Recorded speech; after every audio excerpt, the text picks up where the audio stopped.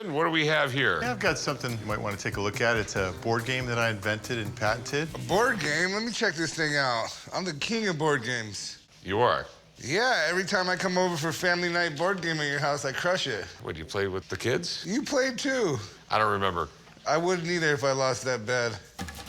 I came to the pawn shop today looking to sell the rights to a board game that I put together I've called Face to Face. My wife and I have 4 beautiful children, and all 4 will be going off to college, and I think this will go a long way to helping with tuition. All right, a little different. So what is it? It involves identifying celebrities' faces. Think about it as visual trivia. And in putting the game together, I had to get releases from hundreds of celebrities to use their photos in the game. So it's a board game and you have signed releases. Right. So what kind of celebrities? We've got everybody from Oprah Winfrey to George Burns. Let's get to the game. How do you play the thing? So I'll show you how the game works. There's an answer list. So there are cards with images of celebrities on them. So these cards go in these revealing devices like this. And then as you move around spaces on the board, let's say you landed on a gray C. You would open up the C and you try to guess who that is. George Clooney. No, not yet. Keep opening it. Dick Van Dyke. Dick Van Dyke, you got it. You gotta be pretty old to guess that one. That's the game. Okay. And these are the releases right here? Yes. So here's an example of some of the signed releases. These are the originals. We have almost 500 of them. Okay, Jack Nicklaus, Robert Redford, pretty cool. Ron Howard. I mean, you got everybody in here. I think it's the world's largest collection of authentic signatures on legal documents that exists. So you're looking to sell the rights to the game.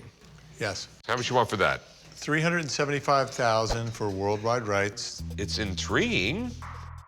Would you be interested in selling maybe this portion, or? Yeah, I mean, I'd be open to selling the signatures themselves without the rights to the game. Okay. How much you want just for these autographs? The autographs, $32,000. It's a pretty incredible collection, and maybe we can do something. But let me call someone up to look at the autographs. Okay. Okay? I'll be right back. He didn't call me for my autograph. What's happening? He's got this face-to-face game. You know, I'm not a toy expert. You are an expert on signatures, though. This game might be for you. Really? Yeah. Well, tell me more about it. It involves identifying celebrities. But this is the cool part. So he had to get releases for all the photographs, and here's all the releases. Okay, that would make sense, because you can't just put a celebrity's image in there or their likeness without getting their permissions. So your concerns, obviously... Did these guys sign them? Did they have secretaries sign them? Well, that was pretty common, too, though. I'd like to go through some of them right now, so I'll start kind of getting a feel for what we have here. Oh, this is actually a pretty good name here. So Sean Connery, not the easiest autograph. You know, he doesn't like signing autographs anymore. His signature really, honestly, hasn't really changed much through the years. This is dated 92. I have an example here that Sean Connery signed. And we see a lot of similarities. Nice flowing signature here. Just a little more compact in his first name. But his autograph has kind of remained this way. He takes a lot of great pride in signing his name. Yeah. So that's one signature obviously I have no problem with. Let's go through a few of these other ones. Oh, this is a good one. So Muhammad Ali obviously is one of the most forged athletes. He's somebody that has pretty good value. His later life and signature was not good. You know, the last 10 years. Yeah. This is 92, so you're getting a nice autograph. So nice flowing signature. The same type of thing here where he takes his time on it. Signs really nice. Yep. So Rick, these are checking out pretty good. Okay. But I do need to spend some more time with this. Okay, so you're actually gonna need a lot of time because it's not just this book, it's also this. Oh, okay. So 500. Okay. this is a lot to go through. So yeah, I'm gonna need some time. Okay, so can you come back in a couple hours and can you sit at my desk and I'll owe you a big one? Okay, great. Why don't we go play the game? Why don't we get some work done around here? That just sounds boring. Brought back my homework assignment. Well, I hope you did better than what you actually did in school. It was pretty neat to go through this. There's a lot of great stuff in here, some nice autographs. Just some highlights of stuff that I found that I thought was pretty neat. This is cool. Tom Cruise. Yeah. Don't actually have a release from him, but you have a signed letter from him, and that's significant. So that's cool. But then I found some stuff that isn't right. From Jerry Lewis. Okay. Didn't really do a lot of signing. What happens is people sign from. Okay. This is a secretarial signature. Billy Ray Cyrus. Not a big name, not a big signature, but you have someone signing for him. Yeah. But then something I found going through these was one of the rarest signatures I think you're ever going to come across. Right here. Marlon Brando. Yeah. That's pretty spectacular. So what's it worth? But based on a whole, like the good outweighs the negative. Okay. You're looking at about $14,000. Okay. Yeah, it's really neat. Thanks, man. Good to see you. I'll let you know what happens. All right, good to see you, chum. See you later. Good to meet Take you. care, again. Thank Nice you. to meet you. Thank you. Thanks. Face to face, Face to face. man to man. You heard Steve. What would you take for him? I guess based on his market valuation, what would you say they're worth to you? 10 grand. It is a long-term investment. Right. I will literally be selling these for years if I buy them off you. I think 10 grand is a more than fair price. Okay. I'd say maybe let's meet in the middle. How about 12,500?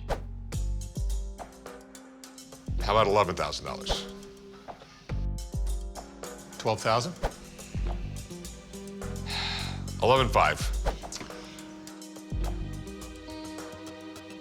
11.5 sounds good. Thanks, Rick. All right, chum, you got a lot of work ahead of you. What's new? I always got a lot of work ahead of me. I just never do it. He'll do the paperwork right over there. Okay, thank you. I'm taking the 11,500, and I see it as a win-win. I still retain rights to the game worldwide, and I have a little bit of capital to invest. What do we got? Got this great Beatles Flip Your Wig game from 1964. I'd like to show you. Okay, that's pretty cool. Oh, the Beatles board game. Have you ever played it? No, but I've seen it before. I'm a Beatle fan. I love the Beatles. I have 2 kids. My son's name is John Paul. My baby's George Ringo. So I'm guessing your kids hate the Beatles. My kids hate the Beatles. They do, really.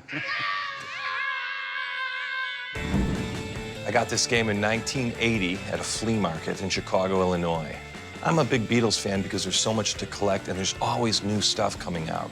I want to sell the game today because I have way too many things. It's just too much and I don't want to be a hoarder, so I'm selling it. This is interesting. They've got a pretty cool history, pretty strange history to them. There was already a band, then the record company came along and said, we're gonna change into this, this, this, and this. And they pretty much said, okay, we'll do what you want. And then, you know, as time went on, the band got a little weirder and stopped caring what the record company would say a little bit more. Exactly. Next thing you know, you got Lucy in the Sky of Diamonds as a hit song. Yeah, Looks in good condition. it's in great condition. I'm pretty sure it's just a Candyland style, no real strategy board game, right? Yes, it's really not complicated at all, and I've only played it, 4 or 5 times. And what you do is you roll the dice, you have your Beatle cards here, your Flip Your Wig cards, and you want to get each of these cards. And then you basically win, and that's it. Okay. During the height of their career, the Beatles had their faces on just about everything, from dolls to shoes to lunchboxes and even candy. But since there's such a wide variety of merchandise, it's gonna be hard to put a value on this board game. So, how much you looking to get, man? I'd like to get $375 for it.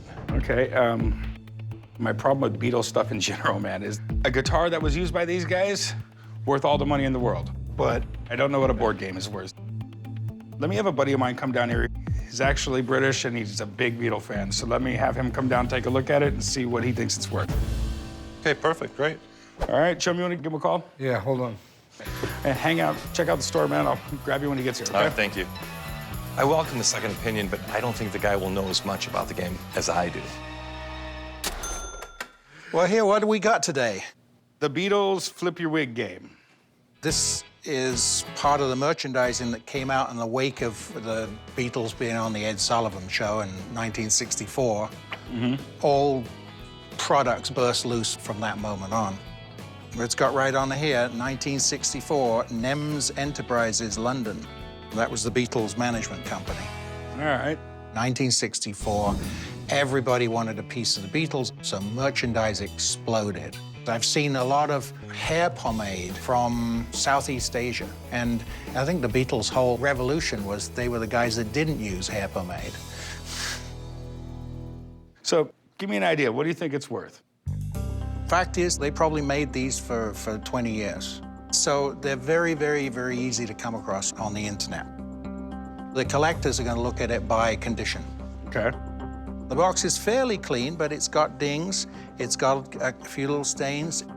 Each one of these knocks the price down a couple of bucks. In mint condition, just like it came under the Christmas tree in 1964, $175. Wow. In this shape, 80. 80 bucks? Yeah. Yep, worked. That's why I called you down. I had right. no idea. All right, have fun. Okay. The board game's only worth $80 because probably 1 million copies were printed. If you want one for your Beatles collection, just wait until you get a perfect one. They're out there. All right, so you asked for $375. You heard my guy say it's worth $80. That means I'm gonna offer you $40.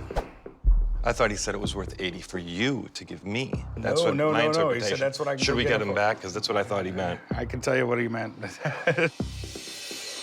You know, it's one of those things, dude. There's so much of this stuff out there. People never threw board games away. So 40 is your limit right now? That's the most I'm gonna pay, man.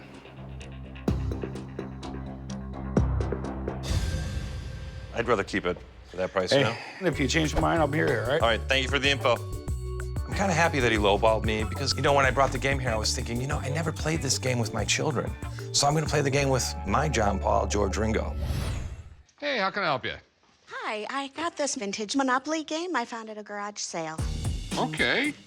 Mind if I open up? Sure.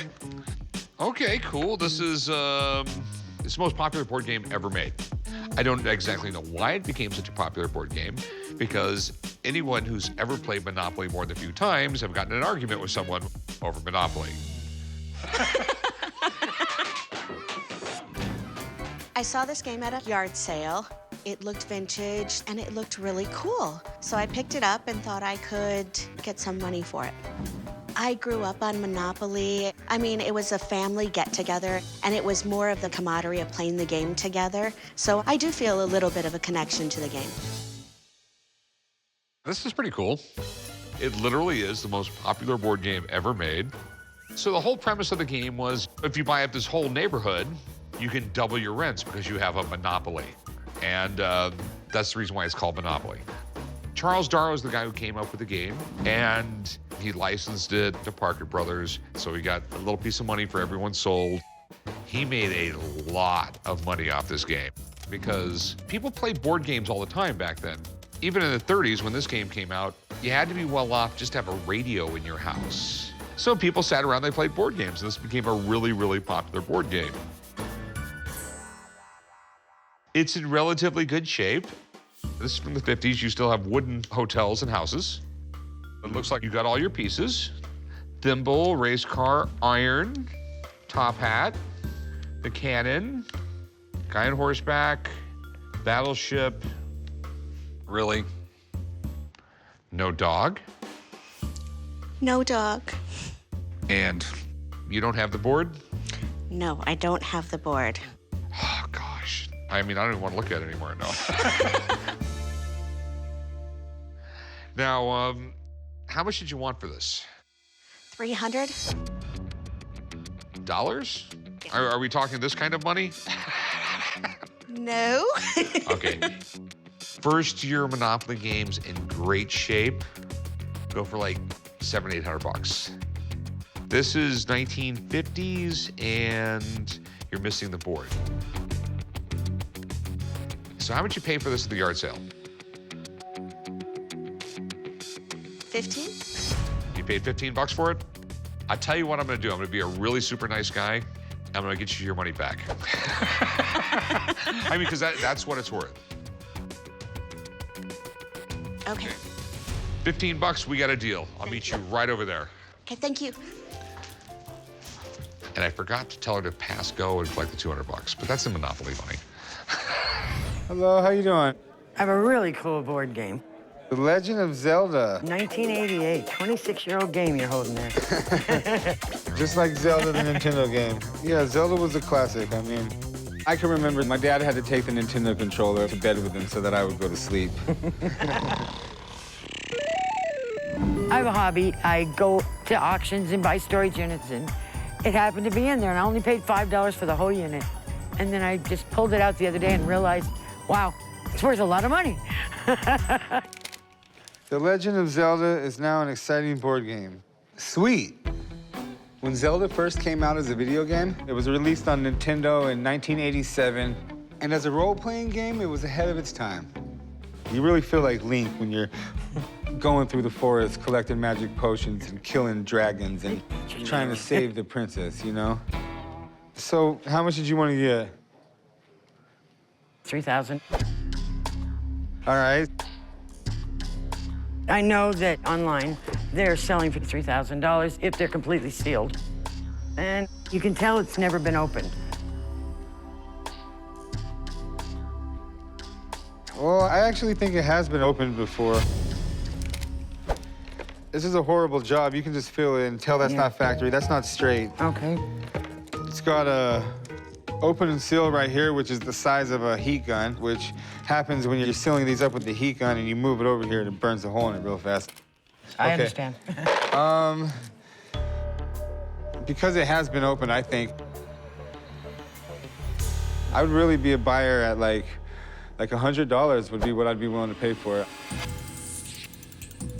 I'll go to 500.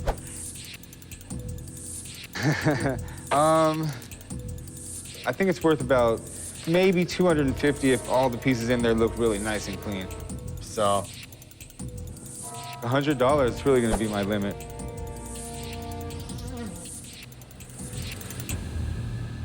$100? So Thank I'll you. meet you right around the corner. Okay, thank you. $100 for a $5 shed. Can't beat that. Hey, what's up? I got a 1965 Battle of the Bulge board game. All right. I know a little bit about it. It came out in the 60s, and it was all about the Battle of the Bulge during World War II. The bizarre thing about this game is... Is that you're having your own Battle of the Bulge problem?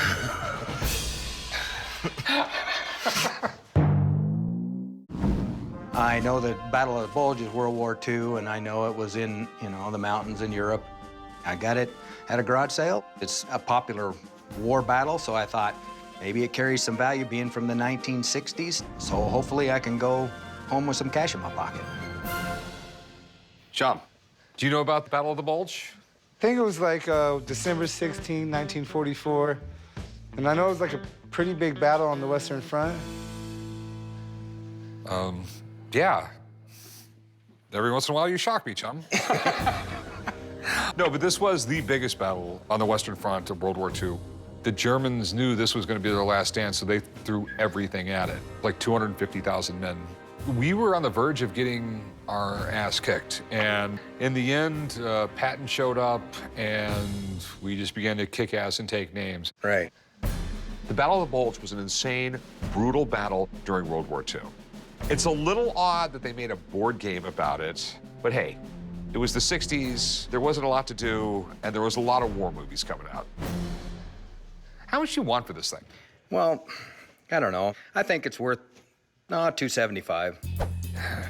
It sounds a little pricey because it's not in the world's greatest condition. Yeah, absolutely. Okay. The board is ripped in half. Do you mind if I have someone look at it? I mean, No, absolutely. That would be great. I'd love to know. I just don't know enough about this particular one. Hang out a little bit. I'll be right back. Okay, cool. That's All great. right. Maybe it's 25 bucks.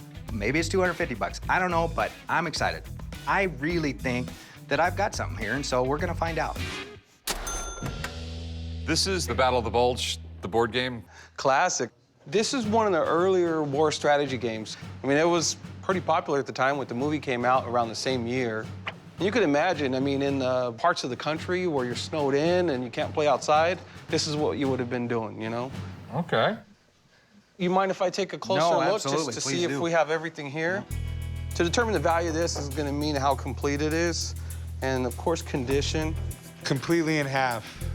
Well, it's still usable. That's the good thing, It's not warped, and you can see everything you need to see there. It looks complicated. It's actually not. This is actually one of the more simple war strategy games that came out. The whole concept of the game is it's two-player, one opponent's the Germans, and the Allies are trying to hold the lines. And at the end of so many rounds, if the lines are penetrated, then the Germans win. And then if you can hold the lines, your infantry comes and saves the day, and the Allies win. But we got everything here. That's the important part. So, what's it worth? This isn't something that a collector would buy because of the condition, but the fact that it's complete, you got a lot of people that would buy it just to play it. Since the collector isn't buying it, it'll increase your shelf life a little longer. For somebody who just wants to play a fun game, I could see you easily getting 40 to 50 bucks for this. So 40 or 50 bucks, and it's gonna sit around for a couple years. Possibly. Thanks, man. Take care. Have a good one. See you later, bro. See you All later. right. If the game was sealed and untouched, you could see the value maybe 100, 150 bucks tops. But the great thing is everything's there, so there's still a lot of people that would buy this game just to play it. All right. It's not worth my time if that's all it's worth, and it's gonna sit around for years. Maybe you'll have something you can sell on the internet, something like that. But thanks for stopping by, man. Appreciate it. I believe I will take it home and let my grandkids play it, and we'll teach them about the Battle of the Bulge. I get it. There's only room for one Bulge in this pawn shop. If there's a battle of the Bulge, I'm winning.